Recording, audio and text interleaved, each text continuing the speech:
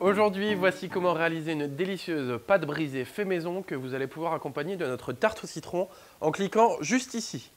Alors pour cette recette, vous allez avoir besoin de 300 g de farine, 150 g de beurre, 3 cuillères à soupe de sucre, une demi-cuillère à soupe de sel et 8 centilitres d'eau ou de lait tiède. Pour cette recette, vous allez voir, c'est très rapide. Nous allons simplement mettre nos 300 g de farine dans un grand saladier. On y ajoute nos 3 cuillères à soupe de sucre et notre demi-cuillère à soupe de sel.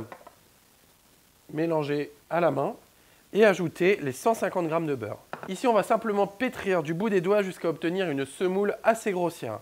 J'en profite pour vous parler du beurre, il ne doit être ni dur ni mou, il doit être texture pommade. Donc tout simplement, quand on va venir l'écraser, il va s'incorporer facilement au reste de la préparation.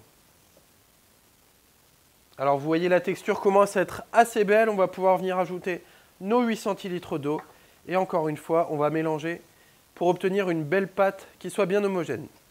Nous avons maintenant fini la pâte, on va pouvoir l'étaler, donc mettez de la farine sur votre plan de travail et on va pouvoir venir l'aplatir d'abord à la main et ensuite à l'aide d'un rouleau à pâtisserie.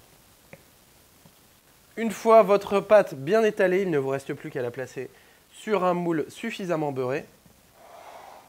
Ici, on va bien la mettre à l'intérieur du moule, bien la placer. Et après, vous allez pouvoir la garnir comme vous voulez.